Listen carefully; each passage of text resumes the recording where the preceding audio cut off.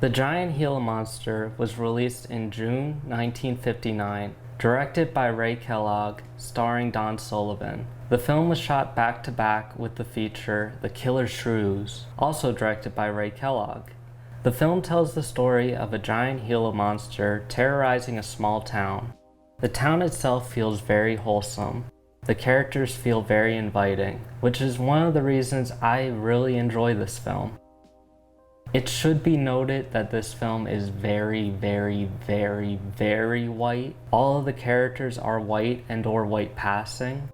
There's actually quite a bit to talk about with this film, so let's talk about a few of the characters to understand this film's intended and unintended themes. Besides the giant reptile, the main source of conflict comes from Mr. Wheeler, an upper-class white man. Wheeler's son Pat is killed by the giant Gila monster in the beginning of the film. Once Pat goes missing, Wheeler is quick to blame our lead, Chase Winstead. Wheeler says Chase is a bad influence on his son and on the other teenagers. Wheeler can be seen as classist towards the other residents of the town. Take the scene of a lower-class man scoffing at the notion that Wheeler's son Pat could have possibly eloped with his daughter. You don't think she might have eloped, do you? Could be. She's pretty close-mouthed about her affairs. More the likes of Wheeler. Ain't marrying our kind of folks. The film's main lead is Chase Winstead, played by Don Sullivan. Chase is a working-class young man and a valued member of the community. His family is atypical, his mother is widowed, his father died on Mr. Wheeler's oil rig, and his sister is disabled. Lisa, Chase's girlfriend, is one of the most interesting characters of the film. Lisa is an immigrant from France. She's beloved by the Winstead family. She works for Mr. Wheeler, and Wheeler acts as her sponsor. Despite this, Wheeler still threatens to deport her if she continues to date Chase.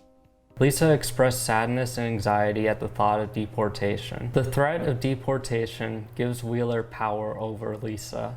Perhaps Lisa's fears are shared with immigrants nowadays. Working for a rich, white upper class which provides you employment, but said upper class is willing to discard you at a moment's notice, not caring about how deportation affects your life, your relationships, or your future.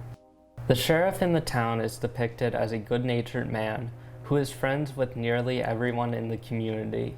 It can be argued he is not the most competent, having to rely on teenagers to help with his investigation. Though the sheriff is shown as a good man, there is still a scene where he threatens a witness.